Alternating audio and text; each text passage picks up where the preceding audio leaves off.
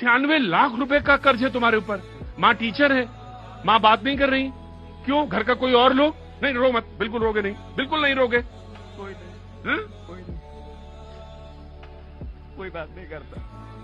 अगर हमको कुछ हो भी जाएगा रोड पे ना, वो देखने नहीं आएंगे। घर वाले बात नहीं करना चाहते थे। घर वाले बात नहीं करे तो हम यहाँ आया करो रोज, और वहां आके बैठा करो, रोज आया करो, मुझसे बात क्या करो। सर जेई मेंस क्वालिफाई है मेरा सर। जेई मेंस क्वालिफाई है, बीटेक की फीस हम हार गए जुआ में। बीटेक की फीस हार गए जुए में। टीवी पे तो ऐड आता है कि खेलिए और करोड़पति बनिए सर। बेटा तो उसके मैं भी जानता हूँ, मैं इस चीज को बहुत अच्छी तरह से जानता हूँ। भाई मेरा भाई बात नहीं करता, मेरा भाई बहुत अच्छा है, मेरा भाई बहुत अच्छा है, मुझसे बात नहीं करता। आई एम श्योर ये वीडियो आप लोगों ने देखा होगा किसी ना किसी सोशल मीडिया प्लेटफॉर्म पर, and I think this seriously needs to be addressed. ये एक इम्पॉर्टेंट टॉपिक है।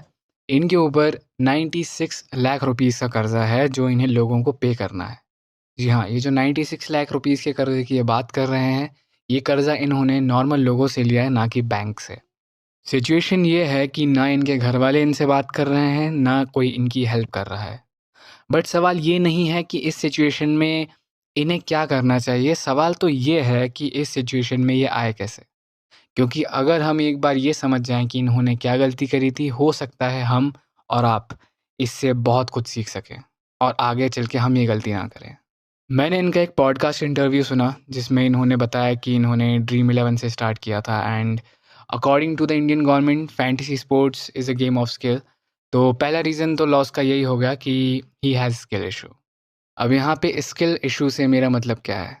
स्किल इशू का मतलब ये है कि इनके पास अभी वो स्किल नहीं है जिससे ये ऑनलाइन गेमिंग में पैसा कमा सके। बिकॉज सी, अगर गवर्नमेंट बोलती है कि fantasy sport is a game of skill, तो जाहिर सी बात है कि यहाँ पर आपको स्किल्स की ज़रूरत पड़ेगी to profit. And I think skill में सब कुछ इंक्लूड होना चाहिए। यहाँ पर आपकी स्पोर्ट्स की नॉलेज, जिस भी चीज़ में आप इन्वेस्ट कर रहे हैं उसकी एटलीस्ट 50% नॉलेज तो आपको होनी ही चाहिए।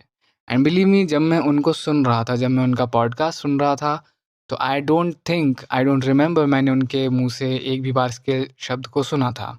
सो आई थिंक स्किल इशू एक बहुत बड़ी चीज़ है जो यहाँ पे उनके साथ हो सकती है। ठीक है, दूसरा सबसे बड़ा पॉइंट जो मुझे लगता है उनके इतने बड़े कर्जे का, उनके डाउनफॉल का, वो हो सकता है टेकिंग अ लोन। एंड वो हो नहीं सकता, आई थिंक वो एक रीज़न है। उनके ऊपर 96 लाख रुपीज़ का लोन है जो उन्हें अभी लोगों को पे करना है। ओके, अब मैं आप लोगों को ऑलरेडी बता चुका हूँ कि लोन लेने से आपकी साइकोलॉजी ख़राब होती है and you will never be able to concentrate on what you are doing. आप हमेशा ये सोचते रहेंगे कि आपके पास पैसा है एंड आप उसे अपने पैसे की तरह ट्रीट नहीं कर पाते। लोन लेने से यही एक इशू होता है। सो अगर आपको ऑनलाइन गेमिंग करनी ही है तो अपने पैसे से करिए।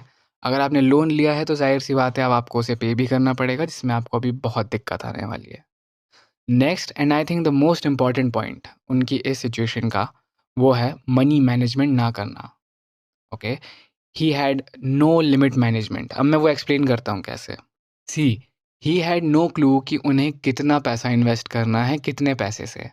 ओके, जितना मैंने उनके इंटरव्यू से सुना था, वो लोगों से एक पर्टिकुलर अमाउंट लेते थे और उनसे कहते थे कि मैं आज ही के आज आपको इस पर एक पर्टिकुलर % का रिटर्न दूंगा, और वो उसी दिन प्रॉफिट करके उन्हें उसका कुछ % अमाउंट वापस दे देते थे उनके अमाउंट के साथ, एंड बाकी अमाउंट वो खुद रखते थे एज अ कमीशन।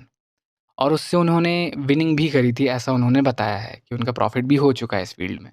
तो अब आप मुझे ये बताइए कि अगर आपका प्रॉफिट भी हो रहा है और आपका लॉस भी हो रहा है एंड दोनों चीज़ें साइमल्टेनियसली काम कर रही हैं, तो अगर आप नॉर्मली स्किल्ड भी होंगे तो भी आपकी एक्यूरेसी एटलीस्ट 50% तो होगी। दैट मीन्स आप 50% टाइम्स तो प्रॉफिट कर ही रहे होंगे। तो आप मुझे ये बताइए कि अगर आप 50% टाइम प्रॉफिट करते हैं, 50% टाइम लॉस करते हैं, तो आपका ओवरऑल 96 लाख रुपीज़ का लॉस कैसे हो सकता है? यहाँ पे क्लियरली शो होता है कि उन्होंने बिल्कुल भी मनी मैनेजमेंट नहीं किया। क्योंकि जितना एक्सपीरियंस मुझे है अभी तक ऑनलाइन गेमिंग में, चाहे वो स्पोर्ट्स में ही क्यों ना हो, मैं इतना ज़रूर समझ गया हूँ कि यहाँ पे मनी मैनेजमेंट ही सबसे बड़ी प्रॉफिट की चाबी है। अगर आप मनी मैनेजमेंट कर सकते हैं, इसका मतलब आप अपने कंट्रोल में हैं, आपका पैसा आपके कंट्रोल में है, और अब आपको लॉस भी होगा तो इतना ज़्यादा नहीं होगा जिससे आपको कोई भारी नुकसान हो सके। उनका शायद अपने पैसे पर कंट्रोल ही नहीं था। उनके पास जितना पैसा था वो पूरा इन्वेस्ट कर देते थे, ये सोच के कि मैं एक बहुत बड़ा रिटर्न बना के उस पर्सन को आज ही के आज बना के दूंगा। यहाँ पर गलती उन लोगों की भी है जिन्होंने इन पर भरोसा कर लिया, क्योंकि अगर आपको नहीं पता कि आप पैसा किसे दे रहे हैं और वो उस पैसे का क्या करेंगे, तो शायद ज़्यादा बड़े बेवकूफ़ आप हैं, ना कि वो व्यक्ति जो आपके पैसे से कुछ रिटर्न बना के आपको दे रहा है। अब आपको बताता हूँ एक बहुत ही कॉमन पॉइंट के बारे में जिसके बारे में ज़्यादा बात नहीं होती, और वो पॉइंट है लैक ऑफ एजुकेशन। जैसा इन्होंने उस जर्नलिस्ट के सामने भी बोला कि टीवी पर बोला जाता है आइए करोड़पति बनिए, और जाहिर सी बात है ये सुन के कोई भी ऑनलाइन गेमिंग शुरू कर देगा। लेकिन आप खुद सोचिए, क्या आप सच में यहाँ पे करोड़पति बनने आए हैं? अगर आप मेरे वीडियोस रेगुलरली देखते हैं यूट्यूब पर तो आपको ये शायद पता होगा कि मैंने आपको बहुत ही रियलिस्टिक एक्सपेक्टेशंस रखने के लिए कहा है। नो डाउट आप यहाँ पे करोड़पति बन सकते हैं, लेकिन उसके लिए आपको लाखों की इन्वेस्टमेंट भी करनी पड़ेगी। आप ये उम्मीद मत करिएगा कि आप 49 रुपीज़ की एक टीम लगाएंगे एंड आप उसी दिन करोड़पति बन जाएंगे, बिकॉज वो बहुत ही फॉल्स एक्सपेक्टेशन हो जाएगी एंड वो रियलिस्टिक तो बिल्कुल भी नहीं होगी, because it works like a lottery. Okay, fantasy apps का जितना मैंने देखा है, it works like a lottery कि आप एक तरह से लॉटरी में पैसा लगा रहे हैं एंड चांसेस बहुत ही ज़्यादा कम है कि आपकी लॉटरी लगेगी। तो अब ये एक्सप्लेन करने की ज़रूरत नहीं है मुझे कि वो यहाँ पर अमीर होने आए थे और वो भी यहाँ पर करोड़पति बनने ही आए थे।